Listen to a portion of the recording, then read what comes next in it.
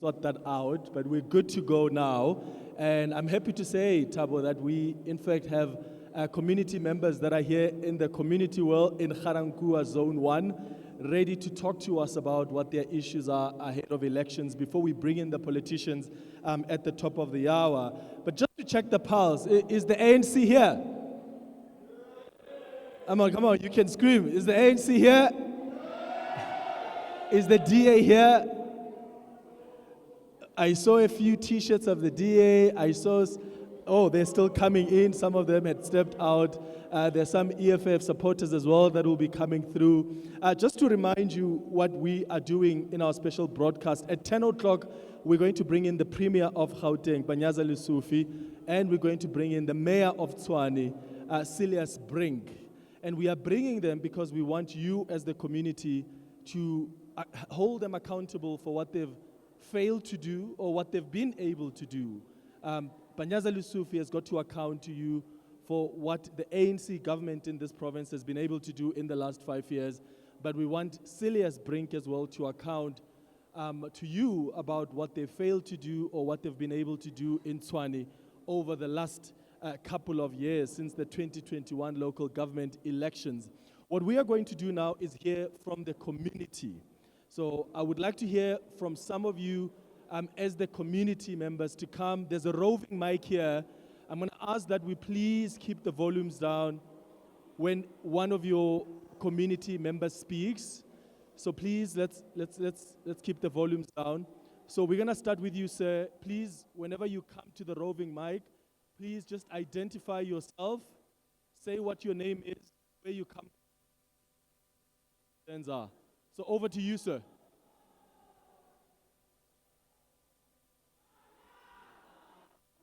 Okay, we're going to wait a little bit. The Premier has just arrived. Premier Panyaza Lesufi just arrived now together with some ANC supporters who are singing, accompanying the Premier. We are expecting Silas Brink as well at a later stage to come through. Just take a listen to what's happening here at the hall.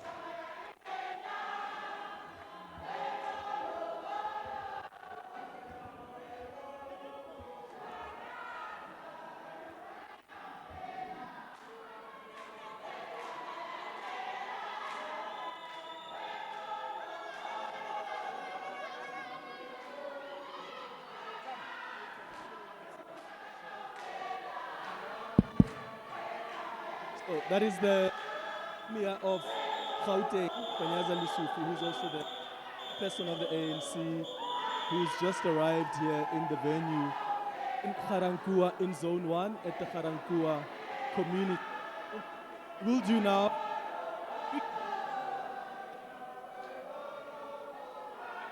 We're going to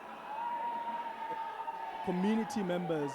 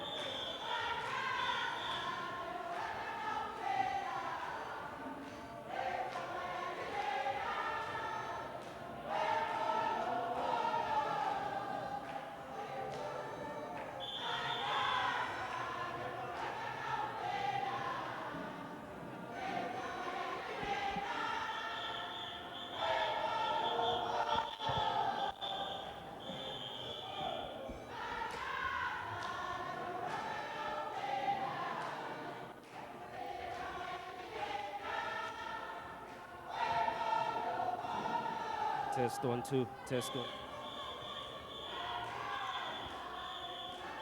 Test 1 2 test 1 2.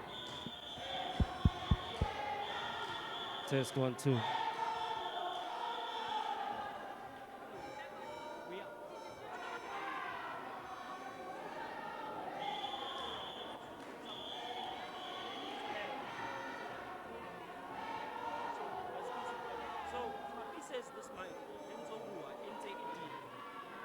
I know this is the one that doesn't show you, but it, 1, 2. 1, 2.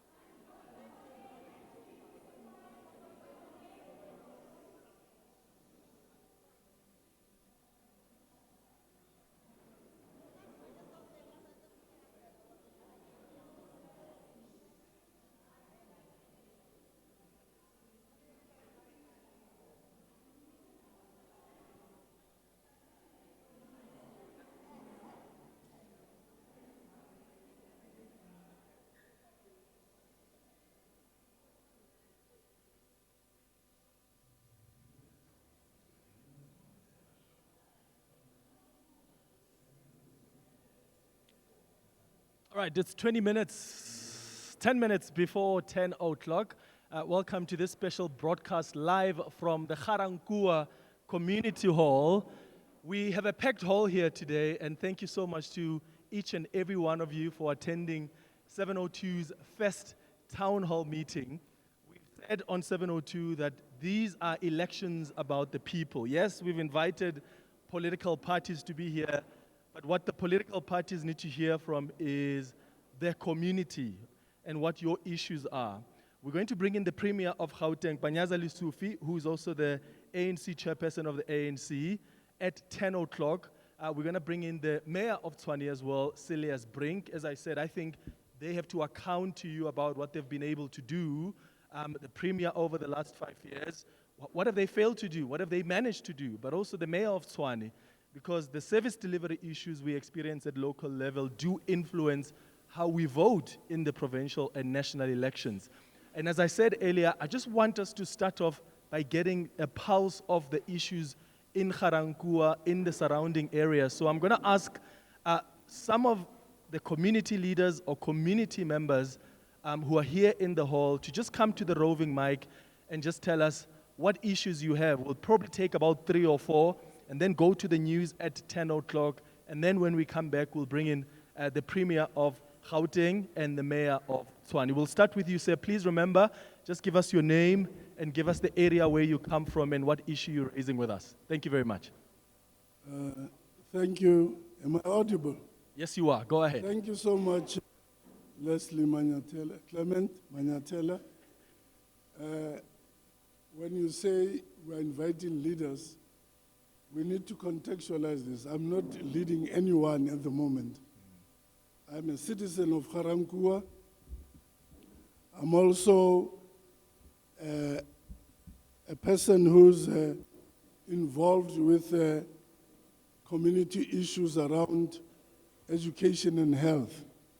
But let me start by saying welcome to everyone who's here, in particular Honorable Premier Panyaza Lesufi and members of other NGOs that may be present here. I expected when we got the invitation, Clement, that you guys would, as 702, sort of broach the subject and explain the purpose of the town hall gathering or discussion, as you called it. I'm saying this because 30 years down our initial democracy in 94, it is for the first time that we've reached a confluence of so much that has been going on in the country. And some of the issues that are going to be presented here are issues that have been presented before by citizens of Ga-Rankuwa, and I'm sure they can vouch to that. Just to give you an example, in 2018, a delegation that included councillors from this community met with then Mayor Msimanga in the city of Tshwane. And a lot of issues were thrown out, and we understand the nature of politics now, 6 years down the road. But I do not want to focus or talk about things that I have not prepared for. Let me explain that as part of my work in the community, as a researcher, I engaged people, including learners in schools in Ga-Rankuwa, teachers who cannot be here, who belong to schools that we work with, around issues of sexual violence in schools, bullying, mental health issues, etc. So what I'm going to present here are not really my thoughts as Bobby Mawani, but more the voices of those who could not be here at this very important gathering. I also want to say that when we look at where we are now, I checked the Brandhurst poll 2 days ago that revealed that if we voted on Monday, the ANC would be winning elections, capping at about 40% of the electoral vote. Those are research stats, and probably when the figures come out later, some of us will reflect on those polls, but polls can never be predicted with accuracy. Many of the people of Ga-Rankuwa feel that they have voiced a lot of grievances over many years, but nobody has been listening to them. But I think it's the sentiment and mood that we feel also across South Africa. I was curious to find out when I read that this is your first town hall discussion, and correct me if I'm wrong, Clement. So beyond this town hall discussion, we are setting the tone for other discussions in other parts of the country, maybe. So some of the issues that will be highlighted here will also be captured by other audiences. Yeah. We are in the month of March. We are about to observe Human Rights Day. So I'm going to start by talking about where I think service delivery begins in any community. We start off with early childhood development. We all grew up at crutches and so forth. And last year, we had an opportunity of meeting with the city of Tshwane to address unemployment and how early childhood development can actually solve some of the unemployment crisis that we face in the city of Tshwane. The president in the SONA 2019, February, said, we are migrating ECD centers from the Department of Social Development to the Department of Basic Education. But then the challenge with this migration was that it did not take into account the fact that many of the people working in ECD centers are unemployed mothers and volunteers who have not been trained to do this work. The work that they do now has to be actually accredited by the QCTO. Yeah. And it has been frustrating for ECD practitioners currently to try and get, their work noticed. But we know we can create jobs, so service delivery begins there. Let me talk quickly about community safety. Yeah, just in 30 seconds, sir. Yeah. And then I'm going to bring in someone Community behind. safety issues are in schools. We have a lot of violence in schools. We have a lot of bullying, drug abuse, attacks on teachers by learners, and that needs to be addressed. At the same time, we're looking at mental health as an issue. The government needs to address issues of mental health Okay. and provide social workers All and right. interventions so that we stop the violence that's happening in our Thank you schools very on a much. daily Thank you very basis. much, Ndate Thank- Bobby. Thank you. Let's hear for another community member. Ma'am, if you can give us your name, Morning, where everyone. you're from, and the issue. My name is Talita Maseko. I'm from Ga-Rankuwa View. Rona di challenges tsa rona as community ke drug and substance, ke metsi, the service delivery. Most of the people in Ga-Rankuwa, I can say youth, they are unemployed. Ba tlhoka mmereko, and some ntho e ba irang gore ba nne ko di-drugs is because of unemployed. If lore ba ka tlisa di-skills mo community, most of them, they will be skilled and ba ka kry-a mmereko o better for bona. Another thing, mo community ya rona, most of the people, aba itse if they have challenges gore ba ka ya kae. If lo gore they can introduce something for the community gore ha ona le bothata e ya mo, they can help you. Thank you. I'm not going to be long because some of the things motho o na le mo o buile ka tsona. Thank you. Thank you very much, Mayor. We'll take another one. I will try and give as many of you an opportunity to tell us what your concerns are as we interface with our panelists as well, just after 10 o'clock. And Tate, you can give us your name and also tell us where you're from and what issue you're raising. Okay, Ntate Zondi obolelang, the owner ya zone ya mo complex ya zone 1. More na le problem ya ventally ya batho ba sentseng dishopo tsa rena. And then le one of our colleagues bra Soli Mkhokho o ila a bolaiwa le mo mmerokong. And really ra le maphodisa then le NWC are not too so mo bona.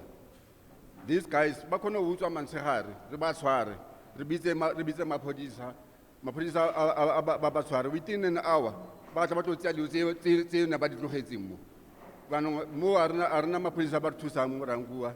And then NWC since go tswile government ya bo Phuthatswana a ba re thusa ka selo mo dishopong tsa rona dishopo tsa nka tse di nwele ke di-foreigners ba lo rekisa mo hara Ga-Rankuwa mara rena re sa kry thuso mo governmenteng ya rena ya ANC.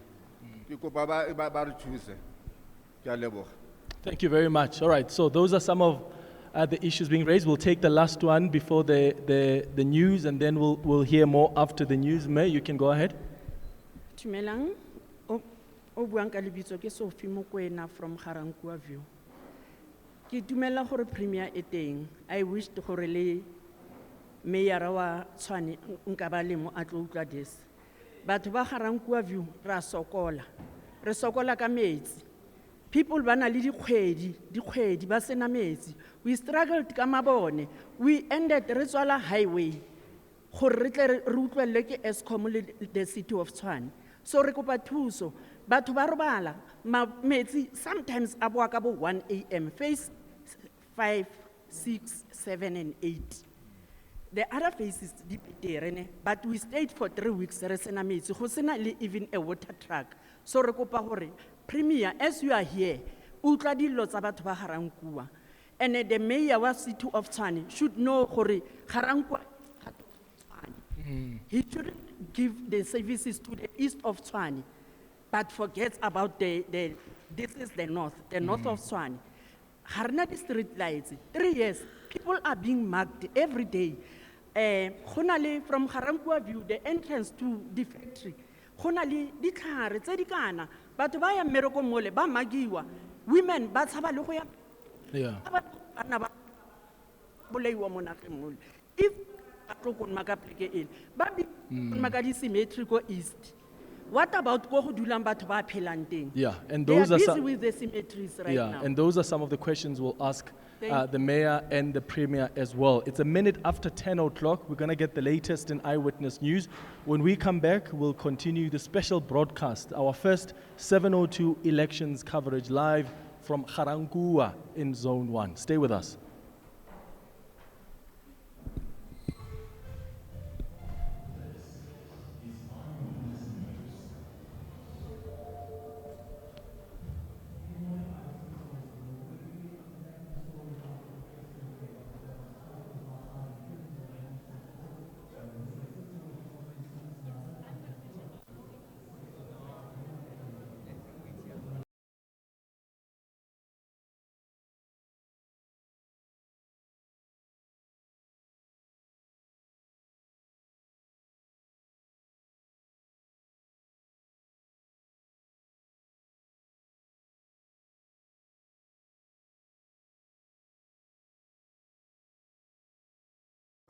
Now, as much as we say we can send the TMPD, we can try and deploy the forces, we know that the Premier has launched his initiative of the crime wardens.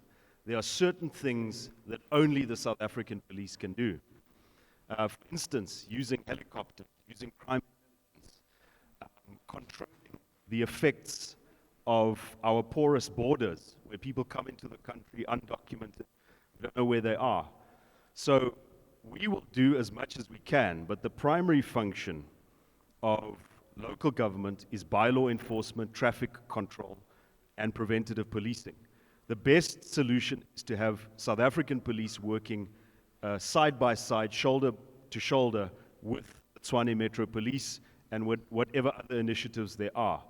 But unless we can equip the police stations to do the serious work of controlling the streets, of doing the crime intelligence, I'm afraid we're not going to win this war alone as a municipality.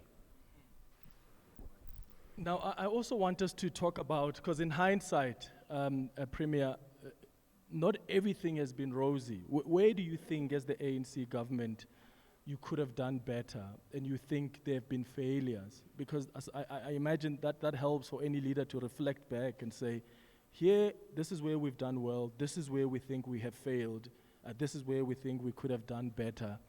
In your view, as the provincial government, where do you think you failed? I think the biggest task where we think that we need to improve, and we are trying to put systems, Madmesh, you can't have this high number of young people that are unemployed. It's a recipe for disaster.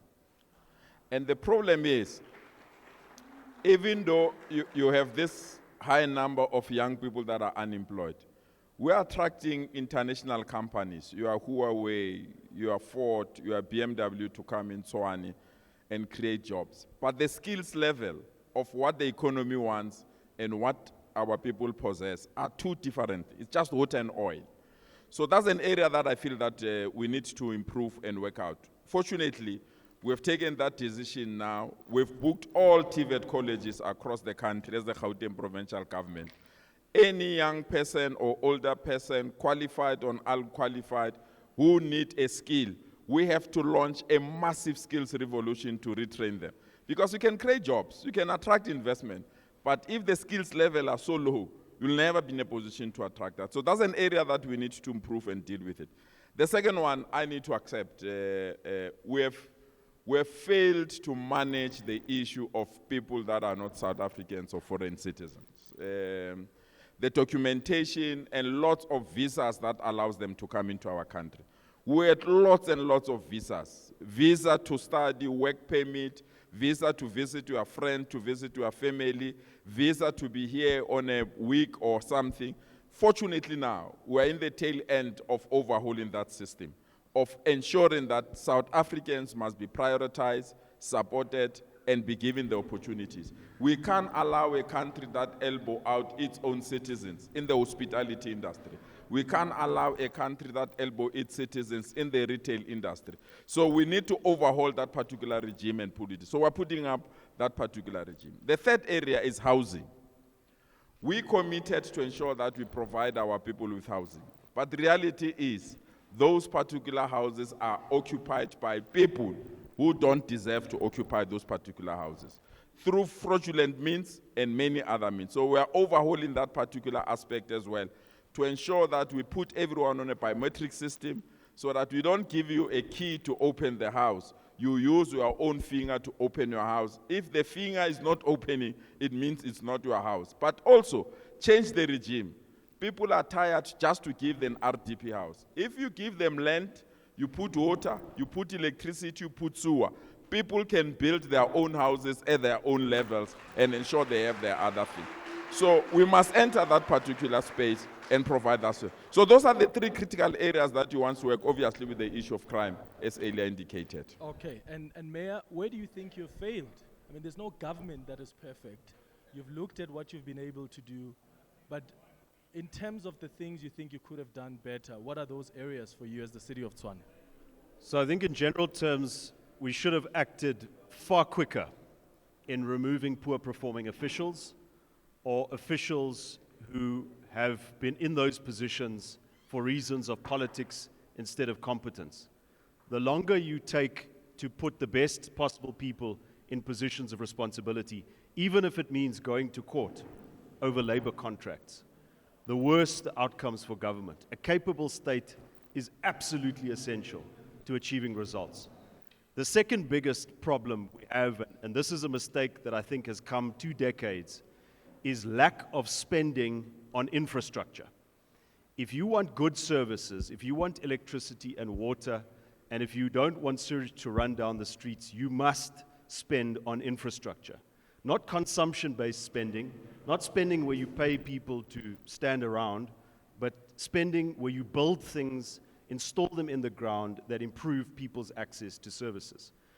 And that we can do far better with. But there's one thing that I do want to say is, along with everything that does need to change, because remember, only about 10% of fiscal transfers go to local government. We're the smallest portion of government, and we very often carry the biggest load. When there is an eviction of land that's been occupied, it's the municipality that's called to provide alternative accommodation. When the same happens on a service site, on a reservoir, we cannot continue with that project because of the delays in the court system. So we've got to change our eviction law to discourage land grabs and hijack buildings and make it easier for municipalities to restore law and order and to get services going. But on the side of national laws, we also need to make it easier for municipalities to get the best value for money out of our spending. National laws about tenders and these things need to be simplified. We need the best value. Whether you can actually build the bridge is less important than who you represent in building the bridge. That is a crucial change that has to happen, and it can only happen at a national level. I thought you were going to mention the issue around water, especially given that there are communities like Hammanskraal where we've seen deaths. Don't you think that is a failure on the part of the DA government in Tshwane? So if you take Rooiwal, I mentioned infrastructure as the biggest neglect. If Rooiwal was upgraded 20 years ago, it could have been done at relatively, I wouldn't say affordable cost, but a manageable cost. Unfortunately, it wasn't done 20 years ago, and that's the story across the country. Money was spent on flashy projects and consumption spending instead of building and replenishing infrastructure. And in the meantime, the load on the infrastructure has gotten worse. So Rooiwal wastewater treatment plant, because it's underperforming, it's polluting the Arpies River, and that is the cause of dirty water. That plant needs to be upgraded. And I can say, without any doubt, that there has been failure on the part of this government and successive governments. And if we don't admit that, we won't be able to fix the problem, which is optimal spending on infrastructure. But let me also say that despite the political differences between this coalition and national government, we have been able to reach an agreement around Rooiwal to share funds to upgrade that facility, but also to bring relief in the form of a temporary, what they call a package plant at the Klipdrift purification plant on the Magalies water side. That is a project of national government, but we're working together to solve the problem. And I think that is important, to learn the lessons of the past. Yes, we've failed, but what are we going to do in light of that failure? What are we going to do differently? That's the key question. Yeah, and I suppose the other key question is it too late or is it not? We've got some community members here that are lining up, that have got questions, that have got inputs, that want to raise their own service delivery concerns. We'll start with them as they engage the Mayor of Tshwane, the MMC here in Tshwane as well, and the Premier of Gauteng, Panyaza Lesufi. It's exactly 10:30. We'll get the latest in Eyewitness News headlines. When we come back, we'll start with the residents here. Sfiso, good morning. Sleep. The conversation continues On the Clement Manyathela Show. Live from Ga-Rankuwa. 702. Let's walk the talk. It's 25 minutes before 11 o'clock. Welcome if you've just joined us to this special broadcast of the Clement Manyathela Show. It's the first 702 elections town hall meeting. It's taking place here in Ga-Rankuwa in Zone 1 at the Ga-Rankuwa Community Hall, which is fully packed here. We've heard from the Premier Panyaza Lesufi, we've heard from the Mayor of Tshwane, Celia Brink. We want to hear from the residents now. You've heard what their concerns are in terms of the authorities here, what they think they've done well, the executive, where they think they have failed. But what are your concerns? I'm going to ask that you come to the roving mic. Please be quick. I'm going to give you about 55 seconds to tell us what the concerns are. And if you've got questions specifically to the MMC or the mayor or the premier, also directed directly to them. We'll start with you, sir. Go ahead. Oh, thank you, Clement. My name is Ntiba Mutudi from Ga-Rankuwa, Zone 16. My concern is that when we are sick, you go to the clinic, and the clinic refers you to the death camp, which is OD hospital. I say it's a death camp because if you get there now, you'll come back tomorrow. Whereas we have the nearest hospital, which is just Bukhari, which is about 2 kilometers away from us. That camp is 20 kilometers away from Ga-Rankuwa. Please do something. We want an access to that facility. Thank you, Clement. Thank you very much, sir. Yeah, thank you. My name is Victor Piri from Ga-Rankuwa Cycling Against Substance Abuse. Our main concern is sports facilities. Since freedom that we acquired, Ga-Rankuwa has never ever received any sports facilities except those 7-a-side courts. We have clubs here, we have cycling clubs, we have netball. The sport facilities here, they are not existing. I don't know why, maybe leadership can explain. And then what's the plan to remedy the situation? Thank you. Thank you very much, sir. Oh, thank you very much. I've got 2 questions. Remember, it was widely reported in the media that the administration of DA has returned money of services and projects back to Treasury. Now, I want to ask the Premier to say, in terms of that, what is the recourse that the community have? Besides the oversight structures in Parliament, what are the recourse? Because it goes deeper than that. Because if there's no water, somebody cannot take medication. If there's no electricity, a student cannot study. If there's no roads, then it affects the community somehow and other things. So I want to check what is the recourse that the community have. And to the mayor of DA, I think where DA is being given a power to lead, there are always issues of service delivery. But that service delivery only affects black communities. I want to understand why, if you can check the east side of Pretoria, there are no issues. But the northern part of Pretoria, there are issues. Because then I want to check whether that doesn't confirm the fact that DA is a white party. Maybe the mayor will clarify that. Lastly, Mayor, there's a reservoir in our area in Ga-Rankuwa View. It's built in the demarcation of Madibeng and Tshwane. Despite that, the councillor has tried best to assist with the water tank. That reservoir has been tampered with. And every time when it's been fixed, then they open it and then they tamper it again. It's been reported to the mayor, but there's nothing that has been happening. Thank you very much. Thank you, sir. Yeah, thank you, Clement.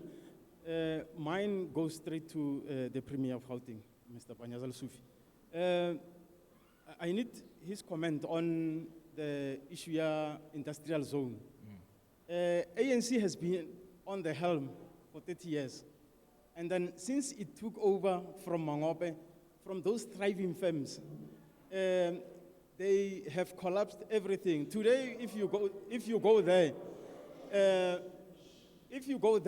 there's looting, there's vandalism taking place. Now, I need to understand your plan. What is it that you are going to do differently from what you have failed for 30 years? Thank you. Thank you very much. Okay. Jabu Mguni from Ward 19. My concern is natural disaster. Does the government intervene when the natural disaster occurs, or is not their responsibility at all? The provincial government or the local government? I'm asking the government. Okay. Thank you, sir. Thank you.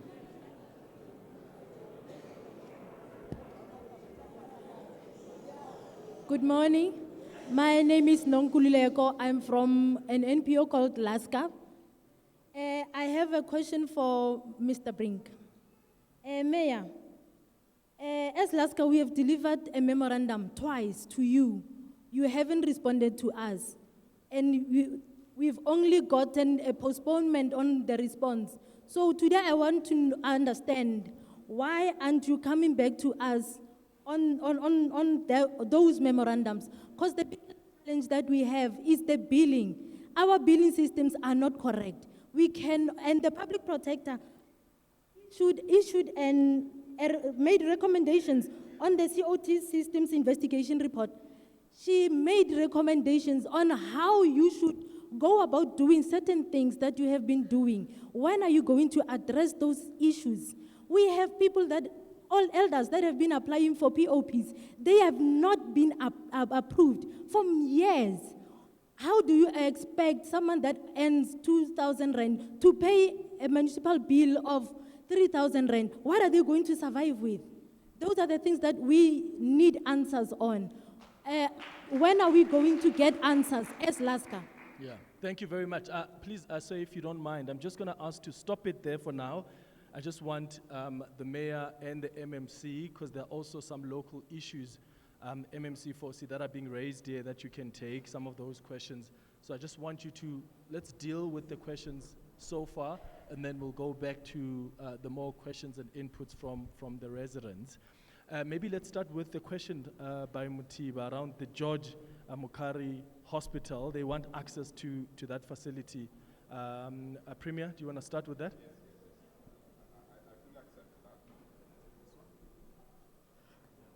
Thank you so much, Madam Major. I fully accept that. I think it's an area that I indicated in remarks that health facilities need to improve. If the communities believe that George Mukari is providing the best medical service, we should not stop people from going there. We should accelerate it, open it, and make it available. But we must emphasize that clinics play a crucial role. You can't underestimate and undervalue the role that clinics need to play, because they're nearest to our communities, but that does not mean that those that need better services at other hospitals. So it's a point well made in Tate Mutuli. We'll follow it up and attend to it with the MEC responsible for health in our province. Well, the other area that I really believe that is unfortunate, and very, very unfortunate, is the issue that was raised about the return of funds to National Treasury. You can't, when we've got graves that are not cut, we've got lots of grass. You can't when you have communities that don't have water. You can't we have communities without electricity. With this high number of infrastructure backlog, that we still have municipalities that return funds to National Treasury. I think it's a disease that must be defeated. It's a disease that must not be encouraged. But it also painted the picture of skills development within the people that have been given this particular task. So we are of the strong view that there must be no municipality that return, especially when municipalities are struggling with national allocation of the fund. So you can't get a small amount of money that you claim it's small and later not even utilize that small amount of money that has been allocated to you. So it's something that needs to be rectified and be rectified immediately. I'm indeed touched by the speaker. I follow sport, I love sport, and lack of sports facilities in our community is something that municipalities must accelerate. It's something that we need to ensure that each and every community must have a special sporting facility. Gone are the days where you think that our children need to either have to play netball or soccer. We need cricket field, we need swimming facilities, we need all these particular facilities in our communities. And therefore it's very, very important that we accelerate and provide all the necessary areas. Let me come to this issue of industrial zones. Clement, I agree that the industrial zones are not performing, and are mainly not performing because they've been outrun by what I call economic development. You can't have an industrial area that is still producing typewriters in this era that we have. You can't have an industrial area that has not moved with what is needed now in terms of either ICT, you need modems, you need production of many other things. So you need to reposition them. And I'm glad and excited that the area of Tshwane, we are repositioning the economy of Tshwane on 4 fundamental areas. The first one is the motor vehicle industry. We've attracted big motor vehicle industries. You have Ford, you have BM, and many other industries. So our industrial park must be parks that can service this particular economic nodes. And that's where we are repositioning them. Secondly, we've repositioned the economy of Tshwane on research. We've got many universities in this particular area. We'll therefore need to create skills that can also provide that support. We have repositioned the economy of Tshwane on what we call public sector economy. We've got ambassadors here, you've got government departments here, you've got African Parliament here. So you need to then ensure that our industrial parks contribute and perform towards that particular area. In terms of natural disasters are here with us. We are stuck with them. So we need to ensure that both provincial government, national government, and local government have facilities, skills, and work together. There must not be any institutional arm of the state that want to outshine the other arm of the state. We need to work together to ensure that all of these particular dangers that are facing our communities are resolved. Thank you so much, Madam Chair. Thanks very much. Premier, I'm sitting close to you, not because I'm moving closer to you politically, but because the mic seems to work better on that side of the room. There's nothing wrong. So let me start by saying that MMC Temba 4C is going to deal with some of the details around the reservoir in Ga-Rankuwa, where there have been illegal taps into that reservoir. And let me also just say that in another place, in Mamelodi, we have that problem as well. And it became worse under COVID when it was virtually and legally impossible to obtain eviction orders, and you had many people settling on land earmarked for infrastructure. Now, it's one thing to disconnect an illegal connection, but if somebody's living there, if they've built a house on your reservoir facility and they're tapping into the connection, then it becomes complicated. And we're determined to work with law enforcement, to work with water and sanitation to deal with that. But I'd like MMC 4C to talk about the specifics of the Ga-Rankuwa reservoir that borders Madibeng and what we're going to do there and what we have done. On the issue of returning money to National Treasury, we haven't returned any money to National Treasury. They've warned us. They've said you haven't spent enough money at mid-year, and that same warning has been given to most municipalities in the country, including Joburg and Ekurhuleni. Now, we take it very seriously because we don't want to forfeit that money. And we've got to build the infrastructure, especially because our capital spending on water and electricity is dependent on that money. But the other consideration is this. You don't just want to spend money, you want to make sure you get value for money. You don't just want to pay invoices, you want to make sure that the contractor actually delivers. And in the findings of the AG in the last financial year, it was said to us, you must tighten up your systems and controls. And that's what we're doing.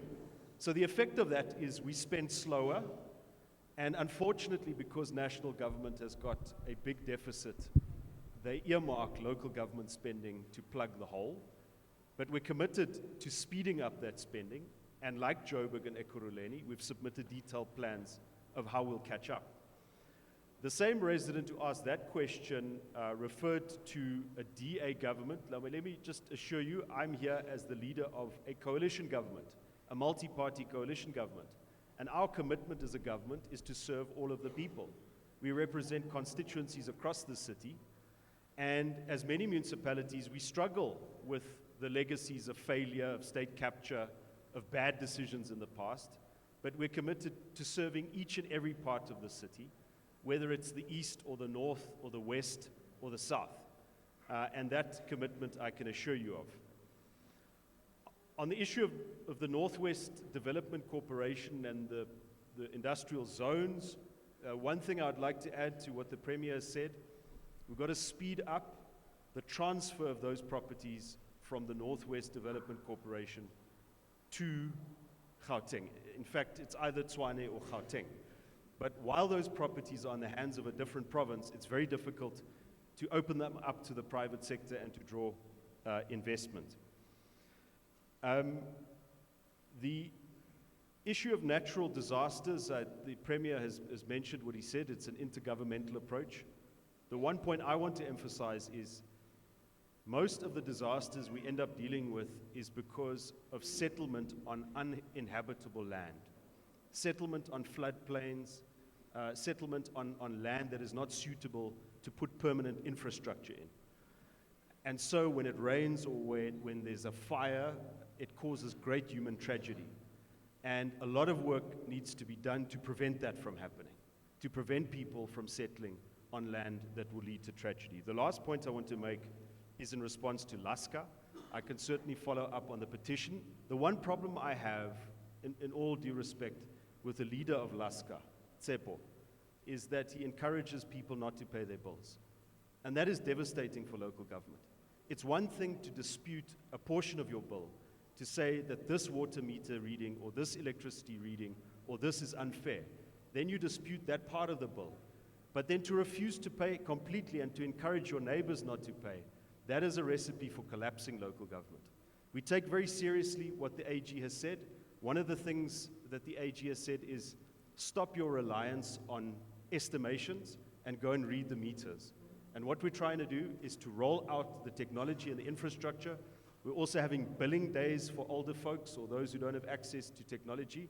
We've had one in Atteridgeville, we've had one in Shoshanguve, and my appeal would be to organizations like Laska, take hands with us, help us at these billing days to sort out the problems. Please don't encourage a culture of non-payment, because that will destroy the country that so many people fought so hard for. Thank you. Thank you, Clement. To the gentleman, I think it's best, Clement, if people asking questions, they mention their names. It will assist us with identifying who they are. The first part is that he mentioned that nothing is happening from the city side so far as the Ga-Rankuwa view issue is happening, in particular the reservoir. I can confirm that a week ago I was with Violet Palwane, who's the ward councillor there, to intervene. The expectation of the mayor being everywhere like the Holy Spirit, it won't work. He's got his executive, that's why I'm here. So I was there on site to check what the problem was.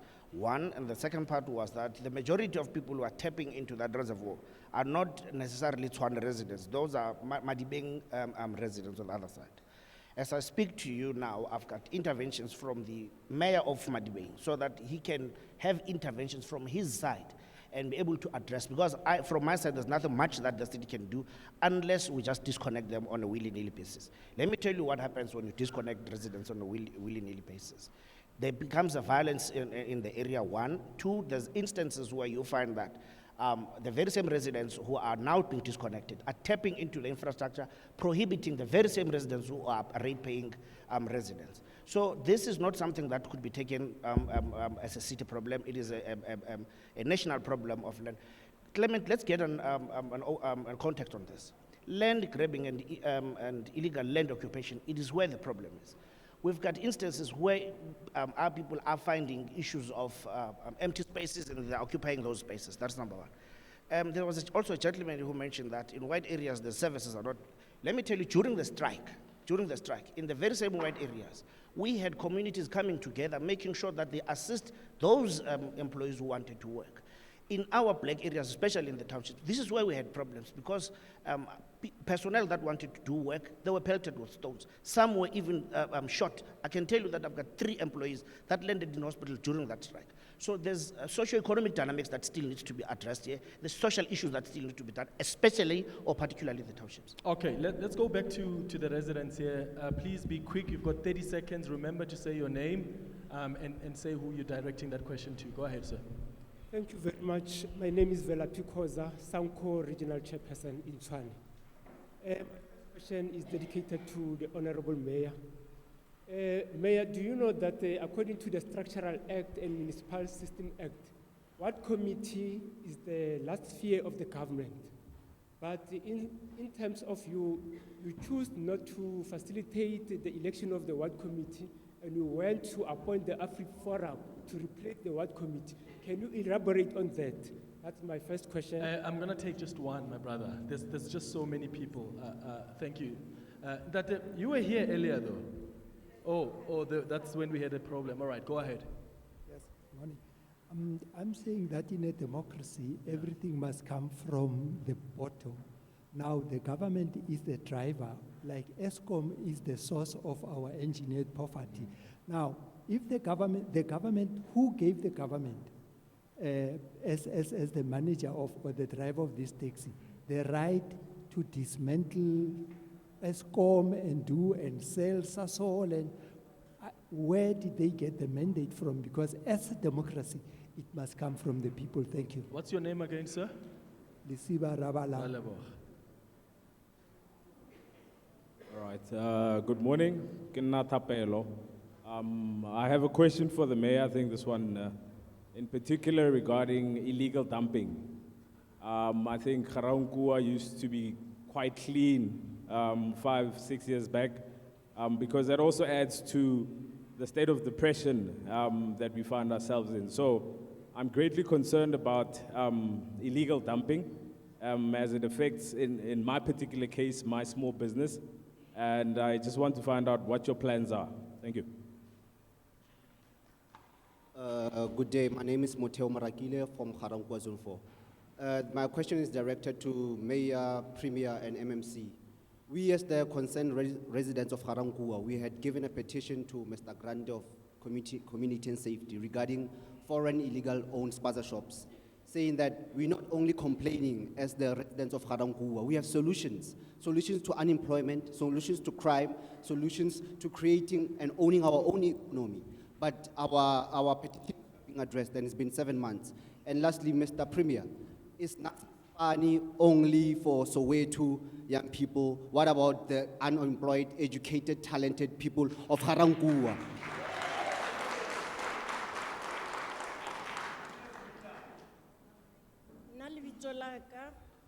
Yonika Mudingwani from Ward 31. Kikopa what's something fella.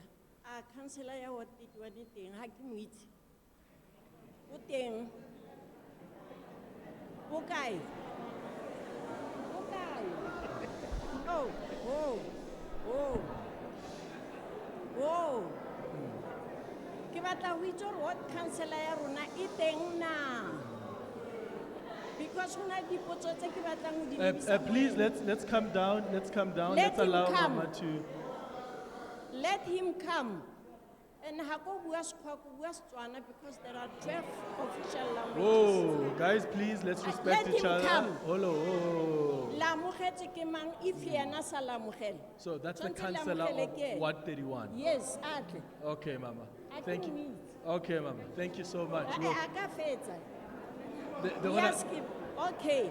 Meantime, There he is, Mama.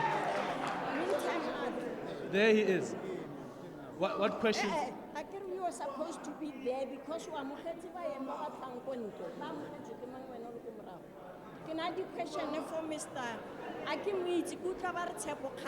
Okay, Mama. Yeah. 2 terms. What meetings? Utomo Mona no. Today. Okay, I'll bring him after the news, Mama.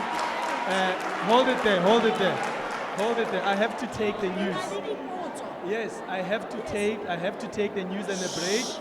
Herbuwa, I'm gonna start with you again, Mama, so that you can ask the councillor the questions. It's 1 minute before 11 o'clock. When we come back, we'll pick up from there, and then I'll give the Premier and the Mayor to just wrap up with answering the questions that have been asked before we continue with our program.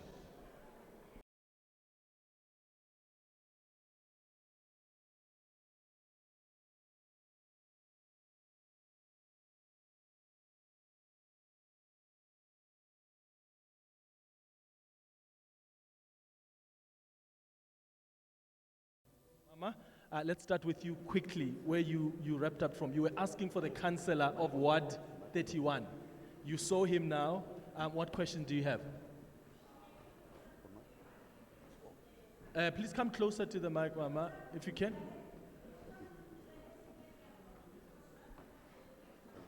So you're asking about their accounts? Okay. Mama, we'll come back. We'll come back to that. Yeah.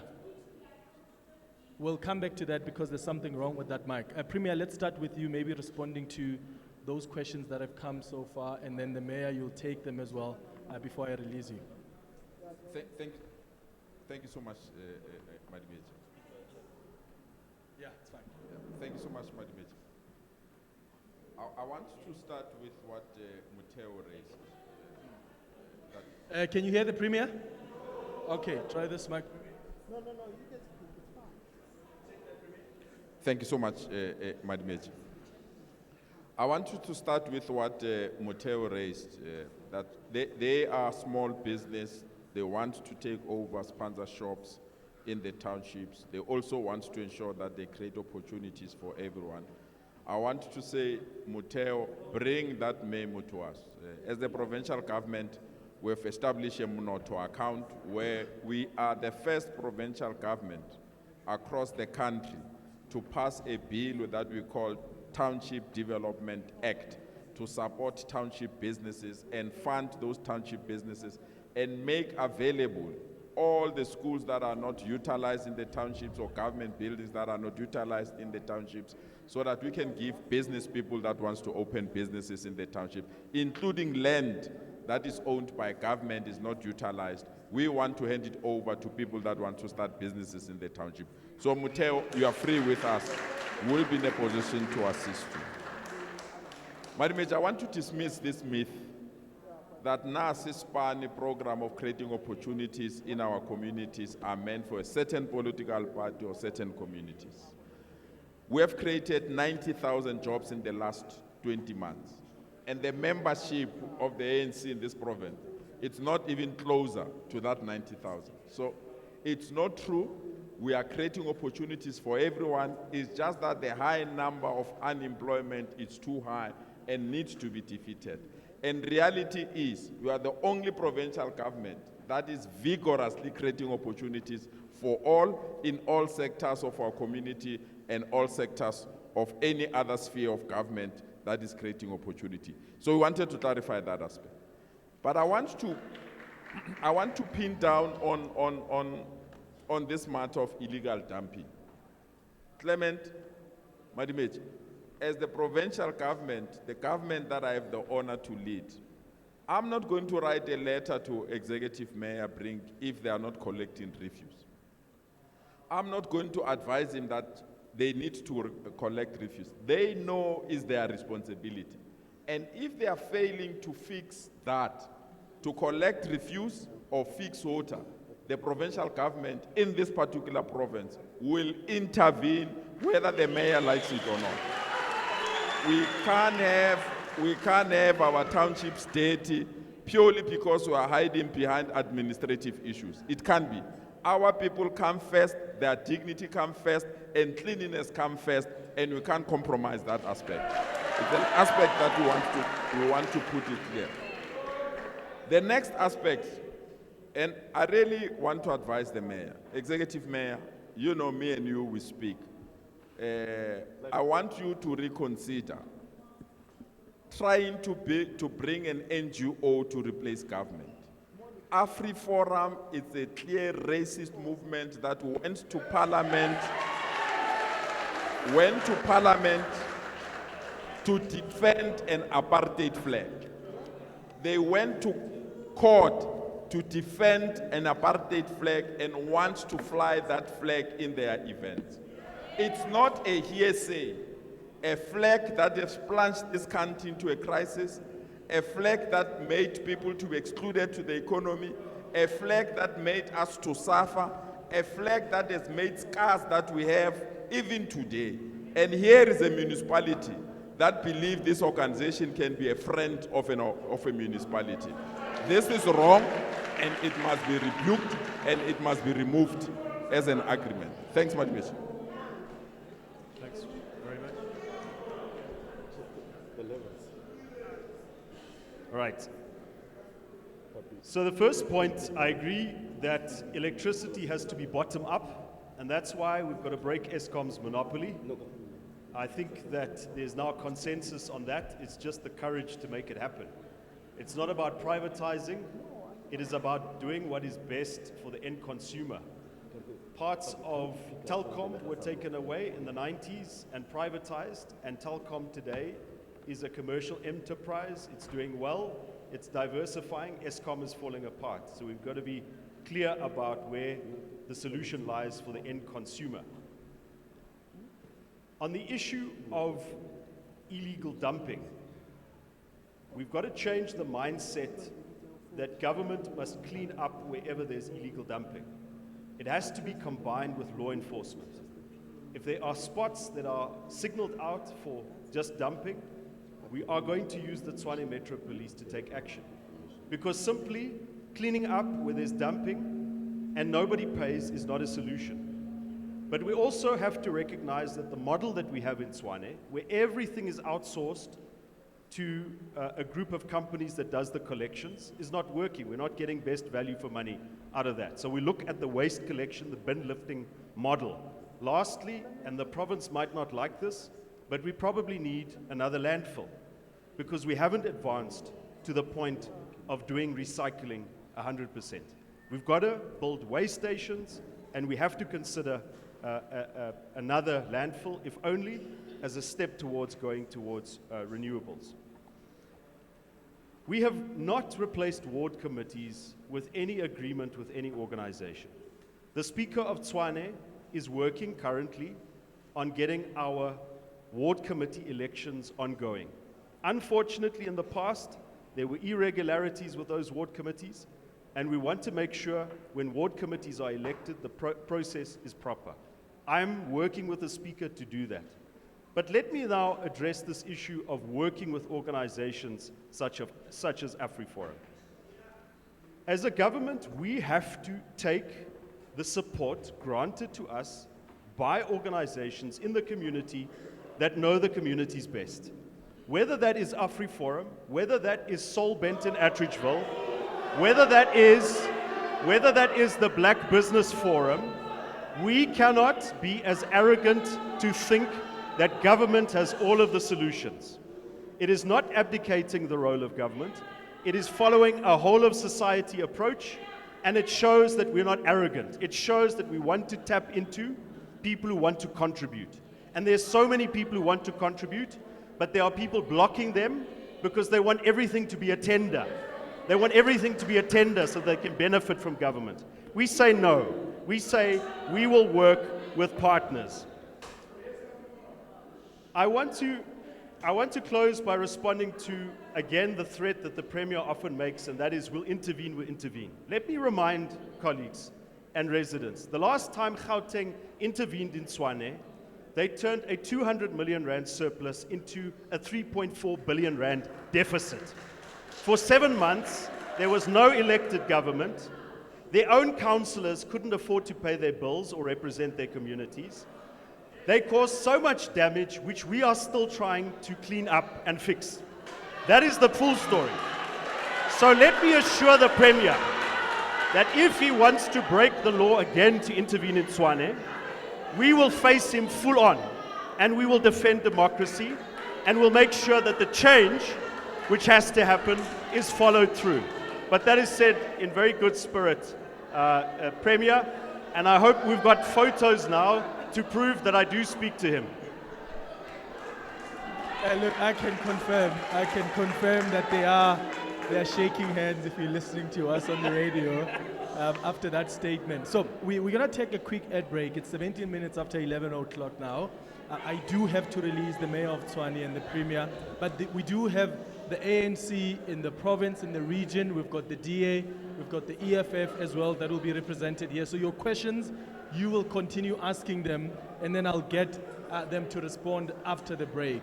Stay with us here on 702. This is the Clement Manyathela Show. Live from Ga-Rankuwa. 702. Let's walk the talk. John Power. Weekday afternoons, 3 to 6. There is an extradition agreement of some kind that across all SADC countries should also be more straightforward than it appears to be.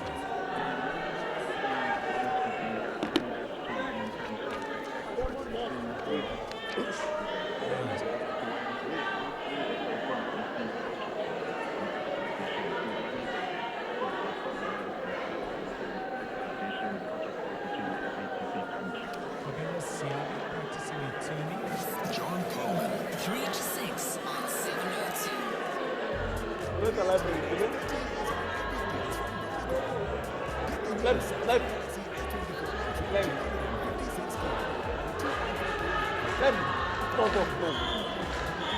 why is this person moving?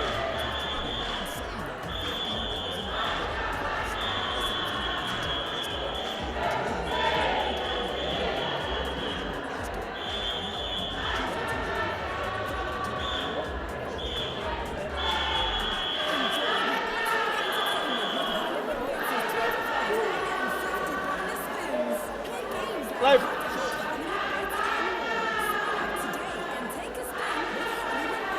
Bet online now. T's and C's apply. Hollywood Sportsbook is a licensed betting operator. Hollywood Bets supports responsible gambling. No persons under the age of 18 years are permitted to gamble. Winners know when to stop. South African Responsible Gambling Foundation toll-free counseling line 0800 006 008 or WhatsApp help to 076 675 0710. Introducing a collection of Audi Black and Urban Special Edition models crafted for the bold and curated for the progressive. From the sporty Audi S3 and elegant A4 to the distinctive Q2 and Q3, each vehicle has been created to be an extension of your identity. Style, design, comfort, and technology is yours to own with a guaranteed future value and a competitive monthly installment through Audi Financial Services. Visit audi.co.za to discover more.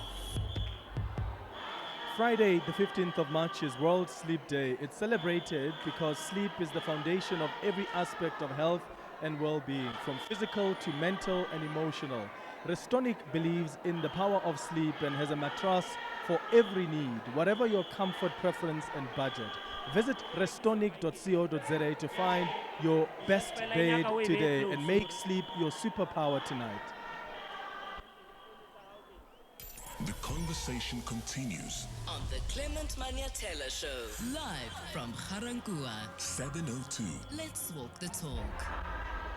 All right, it's 20 minutes after 11 o'clock. I'm gonna ask that we please come down. Let's come down. Let's take our seats. Let's take our seats. You're listening to the special broadcast of the Clement Manyathela Show. We're live from Ga-Rankuwa this morning. This is for our first 702 elections town hall meeting. As I speak to you now, there are some ANC members that are singing here next to the stage. They are holding up placards about Solim Simanga. One says, Soli must be held accountable. Another one says, Ga-Rankuwa is filthy thanks to a racist DA and Action SA government. I'm going to try and get them to be seated so that we can continue with the questions. They're still singing along now, going back to their seats. So as soon as they sit down, we are going to start taking their questions and we can have our guests respond. In the meantime, I'm going to just introduce you guys in the meantime until they settle down. We'll start with the EFF. George. Is this George? Oh, George was supposed to be represented. Please can you just tell us who you are as a representative of the Economic Freedom Fighters? Thank you, Clement. My name is Mpo Matabani. I'm the councillor, PR councillor of the EFF in Tshwane. Okay, I'm going to ask you to please use this mic. Your name is Mpo? My name is Mpo Matabani. I'm the PR councillor of the EFF in Tshwane. Good day, Clement, and to the listeners of 702. This is Offense Madzivatela. I am the Deputy Regional Chairperson of the Democratic Alliance here in the city of Tshwane. Good morning, Clement. My name is Aaron Malulek. I'm the Chief Whip of the ANC in Tshwane.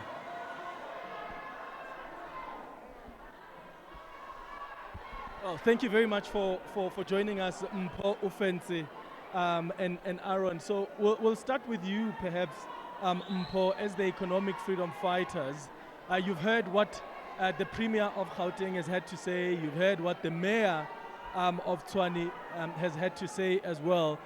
As the Economic Freedom Fighters, what are you promising the people of Ga-Rankuwa and Tshwane here ahead of elections? If the EFF is elected into power, what are you doing differently?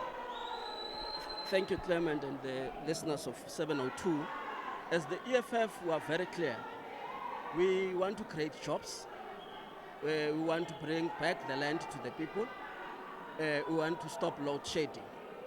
As for what the mayor and the premier has been saying, we know, it is known that we were at some point in a political arrangement with the DA. And when we were in that political arrangement, we were very clear. We had issues that we needed them to do, particularly the issues of insourcing. And we managed that because the interest of the DA and its partners is to stay in power. And now that we are not part of that arrangement, now they've got other new partners. They've reneged from that council decision of insourcing the security guards, the cleaners, because their interest, they would agree to anything. They would agree to anything as long as they stay and hold on to power. That's how they operate, and we've proven it. Because now they have reneged to insourcing the security guards, the cleaners, as they had agreed and they had started. There's a batch that it was insourced, that they are earning a living wage now. But now, when they were supposed to bring another batch, they've reneged completely. But what you see now, they will tell the people of Tshwane and everywhere else, and whoever care to listen, that they do not have money. But when their partners in the coalition say we want a deputy mayor so that we can balance our interest, they do it without even dealing with the issue of financial woes that they always claim when they go out. So that's what we're saying as the EFF. All right, I thought we should give the EFF an opportunity to speak there because they were not represented. In the last segment, we had only the ANC government and, of course, the DA coalition government. I want to now go back to the residents.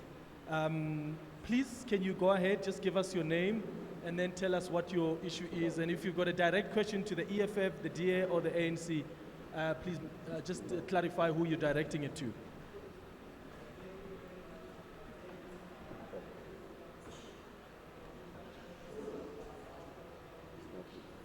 Okay, I'm going to ask you to please come over this side so you can use this mic because it's more audible. Yes, go ahead. Thank you very much. My name is Kanare Lefoka. I'm the provincial chairperson of ASAPO, Gauteng. In actual fact, I should be part of the panel, but because the rules of 702 and the laws are always skewed, so I'll just make a few brief comments. I've got no questions to ask to, especially the ANC and the DA, because provincially they failed us, the ANC provincially, the DA locally. For DA to come here and say we must pay our bill, it must first repay the 10 billion that they say is unaccounted for in Tshwane. That 10 billion should be used to clear off the debts of the people of Ga-Rankuwa, particularly those of the northern areas of Tshwane. Secondly, much as I'm the chairperson of Gauteng, I do not intend to be the premier, because under the government of ASAPO, the provincial government is going to be scrapped. It's a waste of money. The 700 billion rands that is being spent on the provincial government must be brought to local government and be spent to ensure that people in Ga-Rankuwa have got water, people in Hammanskraal have got clean water. Lastly, DA and ANC, I'm asking you, please stop treating areas that are known as formerly BOP areas as the stepchildren of the government. We were treated bad under the ANC government as Ga-Rankuwa, Mabopane, Hammanskraal because of our so-called history of belonging to BOP. We are also experiencing the same under the DA, which develops areas to the east of Pretoria and continues to undermine the people of Ga-Rankuwa and the northern areas. Thank you very much.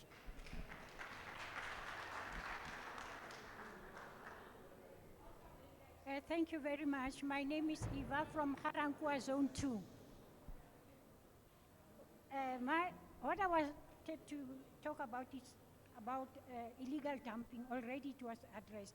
But so far, the mayor just went, he's no more here. I would ask him some question because he made some promises about this illegal dumping. Right where I'm staying, I'm in Zone 2 next to Cassandra Park. I can't sleep in the evening. That dumping place, it's stinking. I can't even sleep.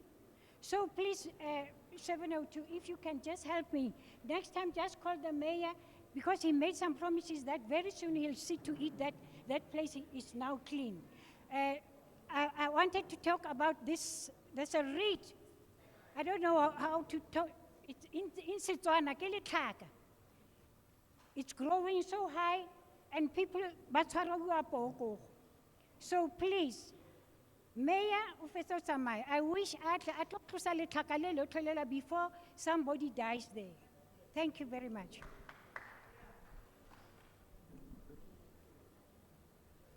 No, thank you. Ka lebitso ke Sifiso Mnisi. It's unfortunate that the mayor has already left. Yeah. Oh, yeah, here, MMC. Yeah, no, we're happy the MMC is from Ga-Rankuwa, ne? But we can clearly say that ever since 2011, 2016, the DA took over 2016 in the municipality. The infrastructure that they found, the street lights, your tar roads, they can't even take care of them.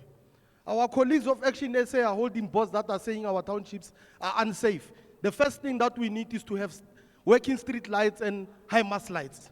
But they can't take care of them. It's the infrastructure that the DA found. And our MMC comes from Ga-Rankuwa. I'm sure when he enters, it's very dark. He must tell us what is it that he's going to do. Another thing is that the mayor spoke about flashy projects that were implemented during the time of the ANC. But they can't even take care of those flashy projects. Lastly, MMC, the issue of the billing system. There was a program called Indigent. Back when the ANC was still in charge, to register a person on Indigent, Comrade Aroni, took about 8 weeks. Just to register a senior citizen, my brother, it takes up to 6 months. And our senior citizens cannot afford paying the municipal bill. Hence, the finances of this city are in a mess. Thank you very much. All right, so it's 11:30 now. We're going to get the latest in Eyewitness News headlines. When we come back, remember, even though the mayor is not here, the DA is represented. The premier may not be here, but the ANC is here being represented. The EFF is here as well. We'll bring in the other parties that are also contesting elections for the first time this year after the headlines. Swiso, Mbali, good morning. Thanks, Clement. A very good morning. We begin in the courts where sex worker killer Swiso Mkhwanazi has been found guilty of rape, murder, and defeating the ends of justice. Judgment was handed down a short while ago in the Joburg High Court sitting in Palm Ridge. Mkhwanazi was arrested in connection with the deaths of 6 sex workers whose bodies were found hidden in his father's panel beating shop. Staying in the courts in the Western Cape, charges against one of the accused in the case of missing Jocelyn Smith have been withdrawn. Pumza Sikaka appeared alongside 3 of her co-accused in the Vredenburg Magistrates Court for bail application today.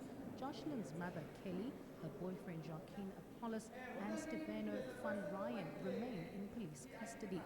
And Premier Panyaza Lesufi and Tshwane Mayor Silius Brink have responded to some concerns raised by community members at 702's first election town hall today in Ga-Rankuwa. Youth unemployment, high crime rates, inconsistent electricity and water supply were the main concerns being raised by the Pretoria North Township residents. Those are the headlines. This Eyewitness News and more at midday or as it happens. EWN Traffic. In Kempton Park, traffic remains heavily backed up on Zirfontein Road between Plain and Parkland. In Edenville, heading towards Bedford View, traffic sluggish on the R24 westbound from Edenville Road to the Kilulis interchange, while in Selby, leaving the Joburg CBD, expect some delays. This is on the M2 westbound, the Crown interchange and Main Reef Road. The rest of Gauteng looking good. No accidents have been reported on our highways. Just look out for those faulty traffic lights in Midrand at Old Pretoria Road and Leroux. There's traffic lights not working in Waterkloof at Atterbury and January Masilela, as well as in Attridgeville at Baja and Maunde. If you come across any other traffic issues, please SMS us on 31702. We are also on X at EWN Traffic. Breakfast with Bongani Bengwa. Your morning fix of current events, Developing stories. and a whole lot more. We share information, not because we have it. But because it matters to you, we give a platform not just to newsmakers, but to you. Who are directly affected by what's happening in the news. We'll expand your worldview, but bring you closer to who you really are. Empowered, confident. Ready for those conversations around the water cooler. Breakfast with Bongani Bingwa, 6 to 9 a.m. Only on 702. Let's walk the talk. Your small business dream is MTN's passion. Driven by this, the MTN SME Hub provides a dynamic content platform dedicated to empowering SMEs. Here you'll discover valuable content tailored to your small business needs. Articles, videos, digital tools, guides, downloadable templates that could help you on your journey to success. For free registration and to sign up for the newsletter, go to mtnsmehub.co.za now and get business done better. MasterChef, for the first time, the world's biggest and most loved TV culinary competition, is preparing to cook up a storm on S3. We're talking home chefs with a passion for food and mouth-watering dishes served up to perfection for celebrity judges. Visit masterchefsa.tv to enter the fresh local version. You could win 1 million rand and the title of MasterChef South Africa. The show is proudly sponsored by Pick n Pay. Forget the Easter Bunny. It's time to meet your Easter buddy. Join us from March 15th to April 7th and let our friendly staff guide you to incredible offers, making this season the ultimate DIY adventure. Need perfect paint? We'll hop to it with 10% off all Chamber Value paint mixing. Plus, enjoy a free cappuccino while you wait. Let your Easter buddy assist you in stocking up on all things DIY, from camping gear to power tools and pet essentials. Don't delay or you'll be hopping mad you missed out. Chamberlain, famous for hardware since 1903. Leading community conversations. This is the Clement Manyathela Show, live from Ga-Rankuwa. 702. 702. Let's walk the talk. Right, 25 minutes before 12 o'clock, we are still live from the Ga-Rankuwa Community Hall with community members here. We've heard from the Mayor of Tshwane, the Premier of Gauteng. We are also joined here by Ofentse, who is the DA Tshwane Deputy Chair and MMC for Human Settlements in the city of Tshwane. We've got Mpho, who's the PR Councillor from the city of Tshwane. Aaron as well, who's an ANC Chief Whip of the ANC in the Council Tshwane. I'm going to go back to more of your inputs and questions in a moment, but I want to also invite on the stage Funzi Ngobeni, who's Action SA's Gauteng Premier candidate, and Tebogo Molwausi, who is the Rise Mzansi Gauteng Provincial Convener. And I'll ask you to just give your opening remarks, Tebogo and Funzi, about what you are offering, because you are contesting elections for the first time, the provincial and the national elections. As Rise Mzansi, what difference are you going to make to the people of Ga-Rankuwa and some parts of Tshwane? Thank you very much. I think we must locate the problem where it is, which is we've got a crisis of politics and a crisis of political leadership. We had the Premier sitting here talking about sporting facilities and addressing drug abuse. But he was in Sidibeng yesterday, and I can tell you that at Rastaval, there's a stadium there which has got sporting facilities, netball, soccer, swimming facilities, which have been incomplete for 5 years. That was under his watch. Right next across the road is Rastaval Secondary School, which was also incomplete for another 5 years. The students of that school are currently being kept in a temporary facility where they're being forced to learn in conditions where there's asbestos, etc. So I think we need to shift away from this idea of the politics of promises. Don't promise us anything. Just create a stable environment for us to be able to build a successful Tshwane. And that speaks to capacity. The capacity of the political leadership needs to be elevated. The capacity of our civil service and their ability to serve our people must be elevated. That will then create stability so that we can draw investment and deal with issues of service delivery. The issues that we have, you can't build an economy on the basis of failing infrastructure. There's no stable power. Even Transnet is broken. If you want to import and export goods and services, you can't do that. So how do you build successful companies within the Tshwane district, within Ga-Rankuwa, when you can't even get the basics right? We must go back to the source. We need new leaders who understand the complexities of this new economy that we need to operate in and solve for the basics. Thank you very much, Tebogo. Mr. Funzi Ngobeni.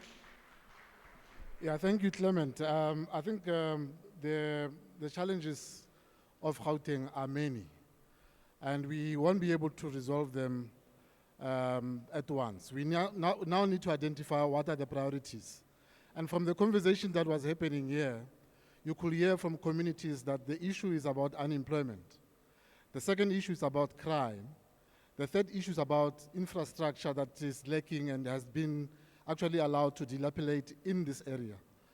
So as Action SA, that's what we're going to focus on. The first thing that we are going to do, because we are aware that it's not only young people that are unemployed, there's also 35 years and older that are also very unemployed. They've been retrenched. Factories have closed in and around Ga-Rankuwa and in Tshwane here, and as a result, they are sitting at home. As Action SA provincial leadership, provincial government, we're going to do an audit of all the dilapidated factories here in Gauteng. We're going to identify them. We're going to give them to the private sector. And we are unapologetic about it, that we're going to work with every private sector that is available to help us to rejuvenate these industries. These industries are going to not only employ youth, but are going to actually absorb the unskilled labor that is sitting at home, which as a result of poverty, then they end up committing things like crime as a result. So we're going to work with the SAPS to ensure that we deal with crime.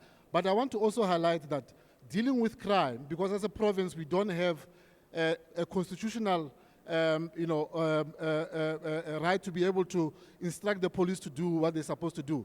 We need to make sure that we decentralize policing in this province. We need to give more power to local municipalities. Yes, not only metros, but all the 9 municipalities in Gauteng. They need to have police force, law enforcement agencies that can be able to ensure that we deal with crime at that level. You know, I mean, initiatives like Amapanyaza, yes, it's a good initiative, but we need to take it to all municipalities, and municipalities must be responsible for policing, not the province, because the province doesn't have the power to be able to do so. Thank you very much. Thank you so much. All right, let's go back to the residents. Go ahead, sir. Remember to give us your name and be quick. You've got 30 seconds each. Okay. Thank you very much, Clement. I'm from Ward 31, the so-called place Rama. It's on the R566 when it comes that side. I wanted the mayor and the premier to answer us, the resident of Rama, or what is happening in Rama, because we are caught in the middle of CPA. The people are fighting there. We don't know where we belong, and then we don't even had a single politician or a councillor or a mayor coming to us and responding to our crisis. We don't have sewer, we don't have water. A few houses were electrified because of the Portfolio Committee came last year. They were told that Rama, they've completed everything. But to our surprise, nothing has been done in Rama. We don't know where to belong. It was in Ward 34, now it's in Ward 31. We don't know which councillor is serving us. The proof of residence, sometimes they come from the Councillor Peterson, sometimes you got it from Councillor of Ward 31. We don't know where we belong. Okay. We wanted the Premier to answer us. When they signed the memorandum of understanding, to whom they were signing with, we want the answers as people of Ram. We were wishing that the Premier must come there and stay for only 2 days. You can't even go to a loo in this kind of temperature. We are subjected to a bucket system. I'm a father with kids. I dug a hole, preparing a smaller septic tank in front of my house so that my cats cannot get sick. What kind of a life can we live in this South Africa, in the democratic South Africa? No, guys, please. We want services in Rama. Pass by Rama and see what is happening in Rama. You'll be ashamed. Thank you very much. I'll get them to respond. The DA is also here. Remember the MMC. Yes, go ahead, sir. Dumelang baagi ba Ga-Rankuwa. My name is Usmi Somhlang. I'm the branch chairperson for the Democratic Alliance in Ward 31. It's said for Kutlwele Ntate wa Azapo are batho ba ska patala di services. But anyway, that's a topic for another day. That's why maybe the small parties, maybe the parties that are experienced who dirane infrastructurally the city and national. So now the problem with Amapanyaza is that we are taking a lot of money invest in Amapanyaza, but police station there na ina mabon. Chelete enkebe if Amapanyaza enkebe lur ilukisa infrastructure that is already here. Now run a problem. No, crime is out of hand. Crime is out of hand. But now reportedly talk about Mapanyaza. Mapanyaza ana wire satellite investment. The eloring it's a message load shedding.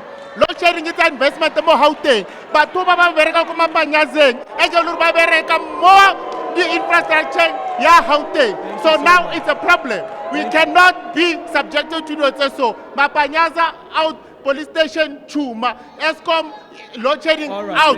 thank you. The other one. Okay. Let's give the others a chance.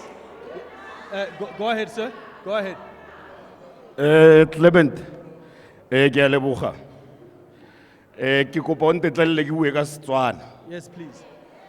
Nna ka lebitso ke nna Khotso ka sefane kwa Hatsela. Ke mo councilor ko Ward 12. You know, Clement, pila o thomile kgole. This debate we thomile ka batho ba sa itse next, rise a itse selo. Ka municipality.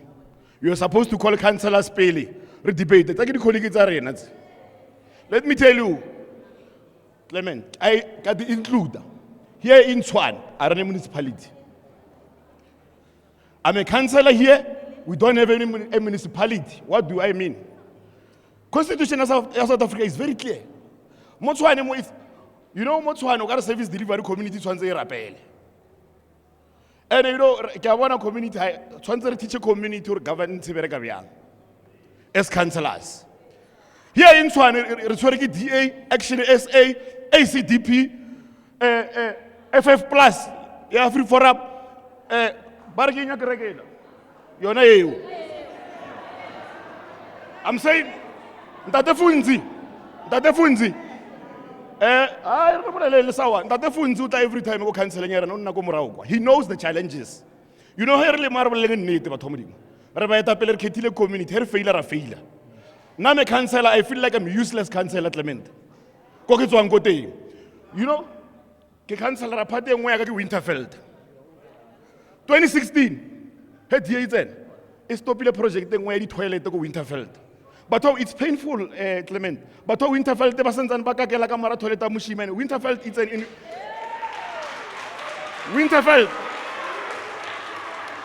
Winterfeld is an oldest informal settlement. Let me tell you. No, councillors are here. Project ba stopile. Ba go busa ka 30 years. E go respond to 2 minutes. Wait. So what I want to do is, I want to give many more people an opportunity to raise their issues. But I want these people to respond to your concerns you're raising. No, you know what? I want you to, hold on. I want you to allow me to be in charge of this, right? Okay. I'm going to give you an extra 20 seconds to wrap up your point, and then I need them to respond. You know, Clement? Na ke nyake ban respond, ke nyako ba botsa nnete. Ko Winterfeld, no le project during term ya Sputa Ramukhupa. It's inside the pipe. Gore ba lokela batho Winterfeld di toilet. DA heads and stupile. Action SA isa bolela selo ke bana ba banyana. Aba itse selo ba tlile mabane mo governmenteng. So I'm saying, Clement, ke khopela re tse community rena serious. In future, re khopela debate arena, bitsa councillors. Because the community era itse councillors tse di. Le khopela debate le bona ba. Bo offense, re colleague rena le bona. Thank you very much. I'll start with the DA. I'll give the ANC, EFF, Rise, and Action SA to also respond. I'm going to ask you guys to please keep it short so we can take some more responses. Please, can we come down? Thank you very much, Clement. And I'm very happy that Councillor Zila indicated that some of the community members don't know their ward councillors. And it's true, it's because they are in hibernation. They have abdicated their work to PR councillors and even to branch chairpersons such as that of the Democratic Alliance. Quickly, the Winterfeld issue, yes, we came in and we stopped it because it was corruptly awarded. And I can assure the community of Winterfeld that as the MMC of Human Settlement, I have now re-advertised that project. We are going to complete it through proper SCM processes. Corruption must end. Similarly to Rama City, we have ended that, we have stopped that because there is issues of land claims and all those things. National government instructed the city to stop using city money on that private land because it will become an AG finding. I said as an MMC of Human Settlement that I cannot let people live in those conditions. So right now as I talk to you, there's an advert out to complete the reticulation of sewer and water in that area to finish building the reservoir so that we can have infrastructure of water. We are not claiming we are working.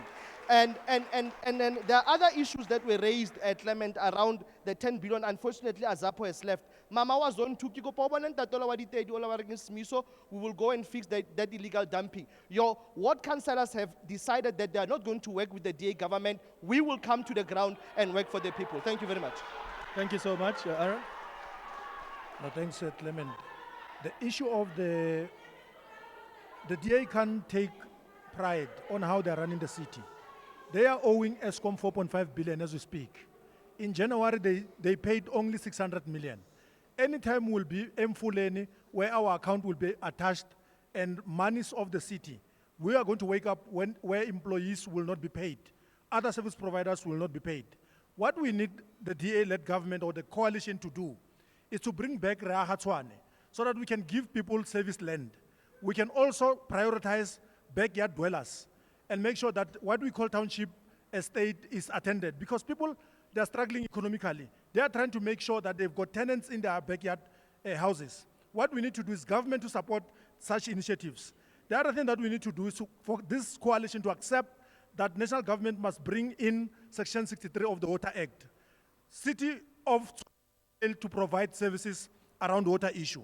The other issue that we need to do is electricity for all. Izinyoka and people that are stealing electricity will come to an end if we are providing people with electricity and making sure that they've got smart meters. Our people are willing to pay for services. But this government is unable to provide them with services, quality services. It's very shameful for Offense to say that he will go and clean one dumping site. The whole of Tshwane is very dirty. Government of the DA-led coalition is unable to clean Attersville, Hammanskraal, and all townships. Therefore, why do you pick Ga-Rankuwa only? Go and clean all townships and make sure that you do not prioritize suburbs only, because of everybody that is here is a resident of Tshwane. Thank you. Rise Mzansi and Action SA, you've got some residents here saying you have no experience in government. So how do you convince these people to govern? I'll start with you first in terms of provincial and national experience. So how do you convince people like that who say, you don't deserve my vote because I'm not really seeing you being in charge as the Action SA, except through, of course, the multi-party coalition? Yes, no, look, I mean, some of us have been in local government before. I served with President Mashaba in the city of Johannesburg. I mean, some of the things that we did in 3 years with Mr. Mashaba in Johannesburg, the ANC government couldn't do it in 30 years. You know, I hear the leader from the ANC talks about giving sites and services. They have failed to do that in the last 30 years. We are also saying that over and above giving sites and services, we need to make sure that we take over the inner cities of municipalities. People that are living far-flung from economic activities, they need to be brought into the city so that they can be able to access opportunities easy. It doesn't help us to continue with apartheid style of building houses, where we are building people's houses far from economic activities. We are saying, here are the inner cities. They are available for us as government to take them from criminals and give them to people that deserve them, which is South Africans. We want to do that with Johannesburg. We want to do that with here in Tshwane. We need to remove all those illegal people who are sitting in Sunnyside, occupying buildings illegally. We must get local people to go and live there so they can go to access economic activities. That's our position. And Rise Mzansi, the same question for you. Yeah, so thanks. I think, you know, they say never waste a good crisis, and we are definitely in a crisis. One of the things that has come up over and over today is the issue of water. We've got highly capable people in Ga-Rankuwa and in Tshwane who are able to work. We should be using the water crisis as an opportunity to create jobs. There's opportunities to upskill people, reskill people, so that they can feed into the supply chain and the value chain of water management, all the way from mega projects right down to the last mile. Jojo tank, it's a faili, but we should be having young people who are able to access those opportunities of work to clean those Jojo tanks so that people don't drink contaminated water. It's unacceptable that right now we've got leaders who want to squabble and yet we've got a burning platform. When you don't have electricity, it's one thing. You can buy solar and an inverter. When you don't have water, people die. So we must take this thing very seriously and escalate our ability to respond to it. Thank you. Thank you. I'll come to you in a moment. Let me just also give the EFF an opportunity, and then we'll come back and take some more inputs on the floor. Thank you. You have heard Funzi was bragging about being able to deliver in 3 years things that ANC failed to deliver. That's when they were pushed by the EFF. That's when they were implementing the manifesto of the EFF. And it's very clear, that is why they were even chased away by the DA, because they were, even the Amashaba was called the mayor of the EFF. Because we're pushing them like that. Even these ones, we push them to implement, to in-source security guards. And now, because we are no longer there, that's why now they've taken a turn, doing something else. There are MUBA like that. It depends who's in partnership with them, then that's how they operate. Second thing, Canary from the Azapo was just reciting the manifesto of the EFF. We are very clear that we must do away with the provinces, we must do away with deputy ministers, because that is money that we can take to go and deal with some of the needs of the people on the ground. So the issue of Rama, the issue of other areas, people of Tshwane, service delivery indeed has collapsed completely. It has collapsed completely. Ufense is trying to play politics.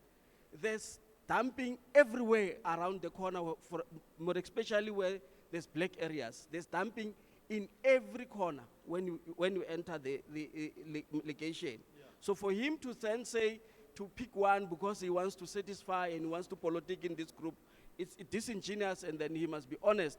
He knows that the service delivery has collapsed in the city. Thank you. All right, thank you very much. Okay, you've heard from the politicians, you heard from those in government. I'm just going to take the last inputs now from the floor. Let's start with you, sir. You've got 30 seconds. Go ahead. Good day to the residents of Ga-Rankuwa. Well, my name is Floyd Tema, and for sure, many of you will know that I wear many caps. And in fact, and I want to refer my queries and clarity-seeking questions to the IDP book of the City of Tshwane, from page 177 to page 200. This year, there was a gentleman that came here and spoke about sewer in Rama. There have been a budget allocated by the city to develop and construct a sewer network. The budget was just around 1.5 million. That money has not been spent by the current administration. We move forward. There's a sewer system in Ga-Rankuwa, everywhere along the streets, you see sewer along the roads. 5 million have been set aside, nothing has been done.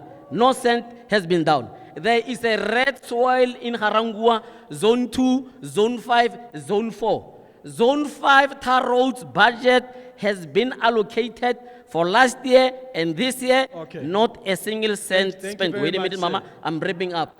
RDPs in Ga-Rankuwa, and I'm happy Offense is there. We spoke about it. We are going to resuscitate that program, reconstruction of RDPs, and we are going to hold you accountable. Zone 4 tar road project has been stopped because the city does not have money. 5 million allocated there, nothing has been spent. Your time is up. Let's hear from you, sir. Dumelang. Yes, quickly, Chairperson Sanko, Ward 31. We had an argument on the phone. This is run to Sanko, Ward 31. NORI exists in Ward 31. Can Sanko, Ward 31 stand up? Sanko, Ward 31. Can you stand up ahead, so as sir. Mr. Matsivandlela, I born? Yeah, Baubon, what are Sanko your in Ward inputs? 31. Mr. Matsivandlela, I went to see all the directors. They're having a challenge. The challenge that they're having is because they're working with one team. I have a voice. They're working with one team. Why? Because they're working with one team. Why? Because if somebody at Logofala, you say the directors advertise a post. Luna as municipality, that post haina budget. The budget ya motho a tlhokofetseng e ile kae? Budget ya motho ba mo go ba mmerekong e ya kae? Because we can't have more teams, and that's one. Two, you give region 1. You know how big region 1 is. You give it 5 million for service delivery. You give region 5 million, which region 5 ki Kalinene, ki Brongor Spriti, ki refilwe fela di 3, but region 1 starts from Soshanguve, ends at Pretoria East. How can 5 million survive with on those? Thank you very much. Let's hear another one. I need to take just 2 more before we wrap up. Remember, yes, please go ahead. Sure. Dumelang batswadi. Nna ke tlo bolela ka Setswana, ndumelele ke bolele ka Setswana, ebile ntate le ba lekhuanyana ba mo thusitse a tsamaya, a ke bone botlhokwa ba ya, o na lekhuwa mo ke lona le fela. I'm Vincent Mukari, I'm a chairperson of Zone 14, Ga-Rankuwa. It's an informal settlement. MMC wa housing, ke sure wa itse Zone 14, ne? Ke informal settlement, e philang e butswa maaka ho tla di puppet, some of them, they are next to me, ba tla ba nyaka di vote ba fura batho ba rena. Wana ba no ha o tsamaye go Zone 14. MMC, re ile go region 1, re boletse le ntate Chipu, a re botsa ro ira map go Zone 14. Wa ditsela wa re graveling. We did so. Re irile map ra drafta Zone 14 hore wena MMC o tlo o isaine ba khona lokisa ditsela da. A yetsa ha le ntho ne khupela MMC go tloa mo go tsheko o nyaka ntate Chipu please le tle le re lokisetse, and then before re tlo bona dio tse dintsi mathata hore bana ba tlhokofala di ambulance ha di tsene go 14 please. The last one, you've got just 20 seconds, please. Dumelang. Ka lebitso ke Matome Sarabana. Ke regional chairperson at Rise Mzansi. Ke eme mo ke nyaka go bolela le the led government Tshwane, the DA and the Action SA and other coalition partners. Re na le problem mo Tshwane. Ka mo Tshwane re na le problem ya mabitla a rena are not secured. Re palla go ya ro phasa go mabitleng a rona, and we have a government e lo reng e re yona e tlisa ditirelo go batho. Always area go mabitleng we get marked each and every time re kera batho ba bolaile. What are you guys saying about this thing? I think. Okay, thank you so much. I'm out of time completely, but we're not done. My colleague Mendy Winner will be continuing with his show, the Midday Report, from here after the news. It's 12 o'clock.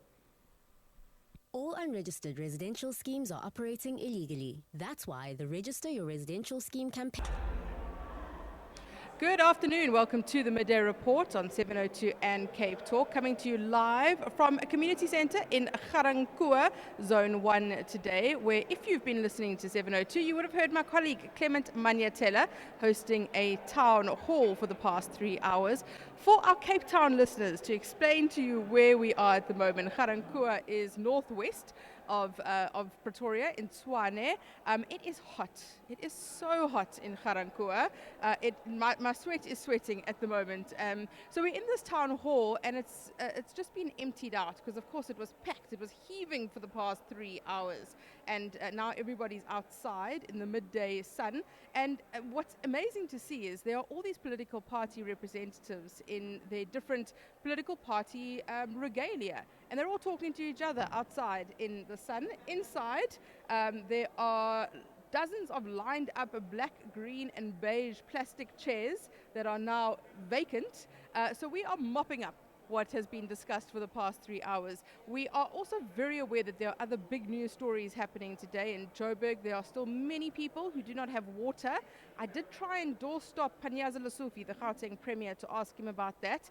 He told me it's not for him to speak about that. It's for the mayor in Joburg to speak about that. I'm not sure I completely agree. We'll talk about that a bit later on in the show. And then, of course, in Vredenburg, outside the Magistrates Court, there's been a lot of activity. We've seen tear gas. We've seen stun grenades being fired as well. So we'll get into all of that during the show. If there's anything you would like to speak about, send us a WhatsApp voice note, 072 7021 702, 072 567 1567. Clement Manyathela, as you wipe your brow, I'm wiping sweat off my face. It was That's literally how hot it is. and figuratively heated in this town hall for the past 3 hours or so. As you reflect on the discussions that you had, what do you take away? So, we report a lot about service delivery issues on our shows every single day. And I think it's a different thing when you have to come and interface with the community. And I'm sure the listeners who have been listening to that, you heard how tensions were going high. And sometimes as the host, as someone who's facilitating, you've got to allow yourself to come down and allow people to raise their frustrations, because it's not every day that you have the Premier of Gauteng coming to your community to listen to you. There's a way you respond to the failures of government through the ballot. There's a way you respond perhaps in protests. But when you have an opportunity, which you have provided for the people of Ga-Rankuwa today, to have the mayor come, take their questions, raise their frustrations towards them, I think for me, that's a good tick, that we were able to bring these powerful people that on a normal day would not ordinarily interface with the community coming here. But yeah, there are a lot of issues that they have raised. I mean, Alpha's story this morning, that's what we kicked off our special broadcast with. A police station that has to close its gates in the evening because of power cuts. And that speaks to the issue of crime, which has been raised here as well in Ga-Rankuwa. We are often very critical of politicians for only appearing during election season. And we always say, I say it all the time, it's election season. Some communities would argue that the media also only appears during election season, and we come into areas like Ga-Rankuwa like this, and we listen to people and we give them a platform and we allow them to engage with the Premier and with the Mayor. Where do you see the value in that for residents here, and how do you walk away from a town hall like this feeling that people have been able to ask their questions? So the first thing around being in communities, Mendy, I think as the Clement Manyathela show, we've done probably around 2, if not 3 special broadcasts already this year. I mean, we were in Soshanguve about a month ago, going to speak to people about the issue of crime, which is something we had wanted to do last year. We've been going to some communities, but I do think we need to spend more time going to people and bringing those in authority to respond to their questions, because as platforms like 702, as media companies, we have at least not only this platform, but we've got the connections to speak to those that are in power, those that are in government, and if we can bring them closer to the people that they serve, because they don't come here. So Paneza Leswifi, when they visit these communities, they come to campaign. And when politicians come to campaign, that's them giving speeches and telling the residents what their commitments and promises are. But what we do through these platforms and through many more town halls we'll be doing ahead of elections is to say, these are the people that have been coming here to campaign. These are the people that have been making promises. Have they met those promises? And what do you want to say to them? And I can tell you, it's not easy for politicians to sit here and hear someone say you are useless. So I'm always appreciative of them to be mature enough. For Panyaza to sit here and hear someone say, you've been useless over the last 5 years. For the mayor of Tshwane, Celia Brink, to sit here and someone says, you are bringing this metro to the ground. And I think there's a level of value that comes with not only the people here raising those issues with the politicians, but politicians as well, hearing the frustrations on the ground directly from the people, not from their councillors. And we'll be doing more town halls in the run-up to May 29th, right? Absolutely. So this was our first 702 elections town hall meeting, starting in Ga-Rankuwa. We're going to be moving to Soweto in the next couple of weeks, and then we're going to be moving to Ekurhuleni. But that's just the town halls. On top of that, we will be going to have conversations as well, doing outside broadcasts in other parts of Gauteng as we look up and count ahead of the elections. Clement Manyathela, thank you very much. You can go and jump into an ice bath. There's one just outside waiting for you. No, you're going to have to deal with some more sun out here. But yeah, that's Clement Manyathela wrapping up the past 3 hours at the town hall. 702, the Midday Report, Monday to Friday. 12 to 1 p.m. Now, EWN reporter Alpha Ramashwana has spent some time in this community of Ga-Rankuwa. 2 stories that really stood out. The one Clement Manyathela mentioned, and that was the police station that doesn't have electricity, which is just an indictment, really, on law enforcement and the rights of this community. The other is a story about a 29-year-old Ga-Rankuwa resident, Tabiso Tefu, who has not been able to find formal employment. He has spent years searching for a job. So what does he do now? And this is such a story of unemployment in South Africa. He has begun fixing potholes and is making a living. He has a jar full of coins that he gets as tips. And that's the kind of story that we want to highlight when we come to a community like that. So it's so important to do that reporting as well, but also just to get a sense of what happened earlier today. So Alpha, you're wrapping up what was discussed this morning. You've been spending some time with the community here. What was your sense of what people had to say to Clement today? You know, my sense today and over the past 2 days that I've spent here in Ga-Rankuwa engaging with some of the community members here is that residents are very much angry about what's happening in their community. You know, not having water for months, not having electricity on top of that, surely is very frustrating for residents here in Ga-Rankuwa. And they've mentioned that the issue of crime, really, it seems like there's no political will from both the municipality, provincial government and national government to deal with it. I mean, Ga-Rankuwa is huge, it's massive, and only has one police station that is servicing people here. And however, you know, that police station is not working efficiently. As we've heard, Mandy, that police station closes its doors in the evening because they don't have electricity. They are using flashlights at night to certify documents. And you can already imagine how residents feel or the confidence that they lack in the police officers in this place. Of course, the Premier, Manyathela, came today and responded to some of the concerns that the people had to raise, and he did speak about the police station, and he said that they are working with many people, stakeholders, to make sure that there's electricity supply there. He mentioned that they are getting solar power to that police station. He's intervening. He knows it's not his jurisdiction, but he says he can't just watch people here struggle, knowing very well that there's something that they can do. But let's take a listen to what the Premier had to say about how he plans to fix some of the issues in this community. Indeed, and that's the reason why, as a provincial government, even though it's not our mandate to deal with electricity, we're not going to hold our hands when our people are going through transportation electricity. Let me go back to that. We've just appointed a provincial commissioner of police, and high on his agenda was the Ga-Rankuwa police station. Provincial commissioner ensure that police station has sustainable electricity at all times. But besides that, ensure that there is a solar as a backup in case you've got other things. I'm proud that they finalized the appointment of the service provider who's put the solar, and that there's sustainable electricity that is going to be provided to that police station. It's not our mandate, but that's what it is. You can't say it's a national mandate when our people are suffering. So that's the Premier speaking there about the police station and issues with getting electricity there. Tell us about some of the other issues that came up today.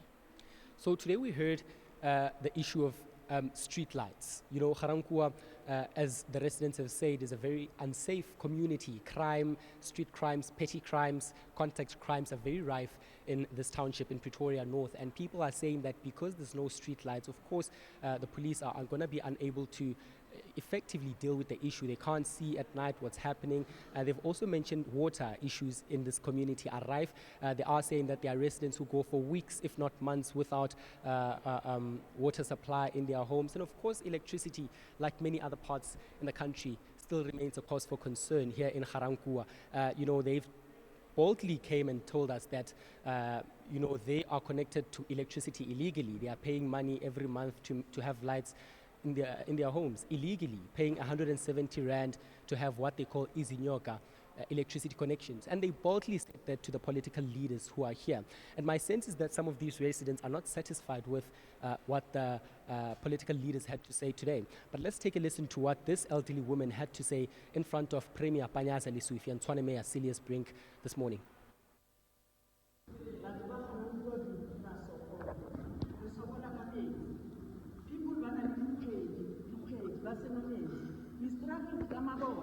We entered the Ritswala Highway for the city of Tshwane. So we could thuso, but sometimes I'm walking about 1 a.m. facing 5, 6, 7, and 8. The other places but we stayed for 3 weeks. So we even a water truck. So we Premier, as you are here, and the mayor of the city of Our thanks to Alpha Ramashwana, EWN reporter, for wrapping up this town hall and bringing us the issues that the people of Ga-Rankuwa are talking about in the run-up to the election. Covering the issues that matter to you. It's the Midday Report with Manyathela. Live from Ga-Rankuwa on 702 and Cape Talk.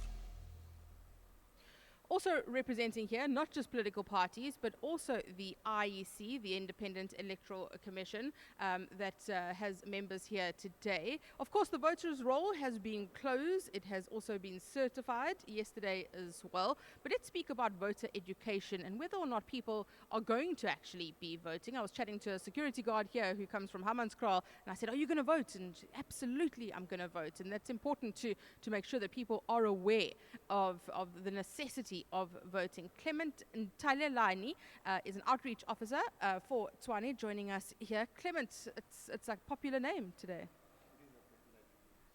Okay, let me step over and come a bit closer to you with my microphone so that I can chat to you. So Clement, tell us about the work that the IEC has been doing in this community to ensure that people are educated about voting. Yeah, thank you, Mandy, and greetings to your listeners as well.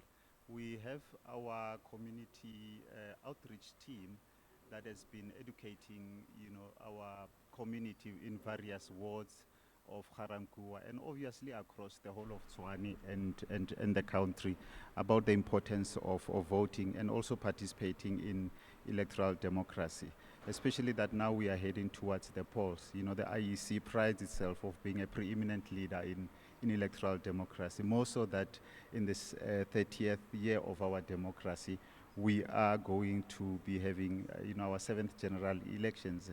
And what is critical and important about these coming elections, it is the 3 ballot papers that for the first time, voters would be, issued with.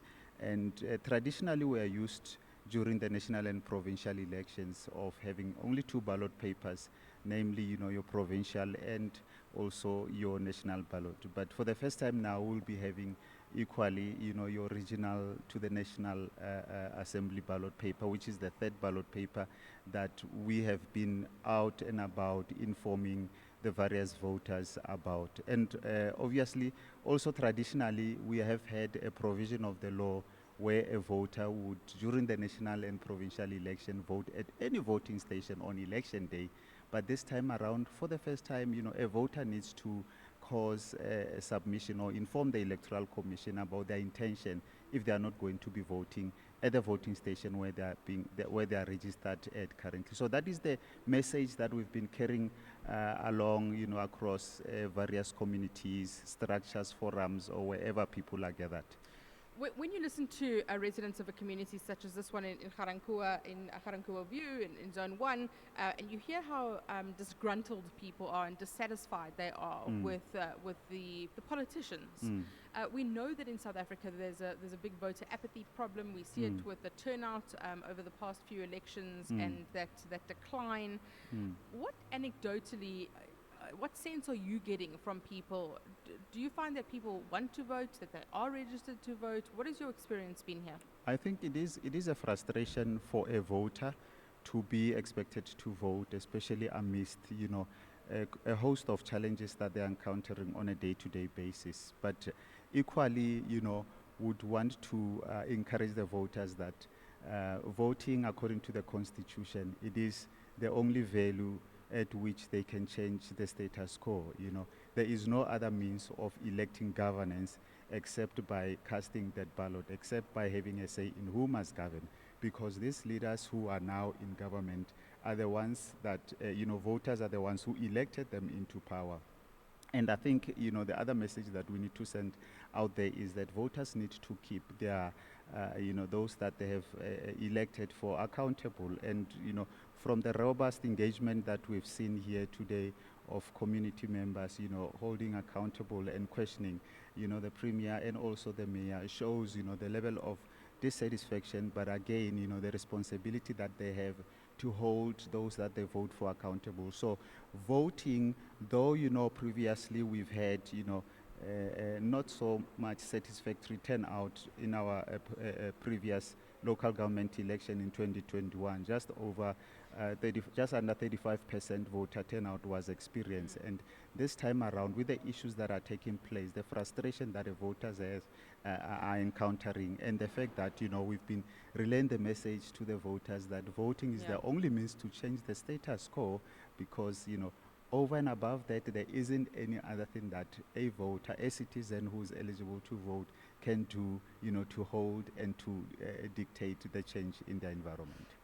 Just briefly, Clement, before you go, when you walk down the streets in your sky blue IEC shirt, what do people say to you?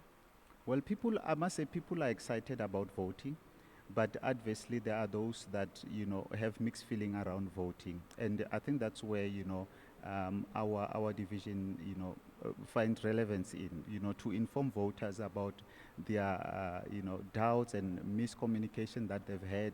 You know, some voters would think that the IEC is another political parties, and those are some of the interactions that we've had with voters, and the mishaps that we had to clear up, and the misunderstanding that we had to clear up. Sometimes we are, you know, accused to be aligned or to the specific political parties. Other voters are simply saying, I'm not going to vote because I know that, you know, it doesn't matter, you know. But we must say that, you know, each and every vote counts. And if you don't go to vote, it means, you know, you are disregarding your responsibility as a citizen to make a choice on who must sit in those, you know, seats in the National Assembly and across 9 provinces or in the provincial legislatures. So we're encouraging voters that they must own up to this democracy and go in numbers to vote on the 29th of May 2024. Clement Manyathela, IEC Outreach Officer for Tshwane, thank you very much for your time.